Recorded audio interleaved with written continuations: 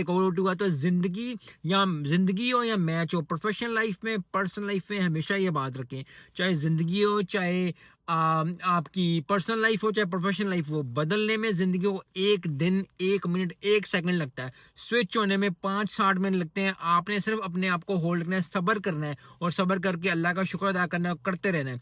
अब इस मैच से हमने क्या सीखा?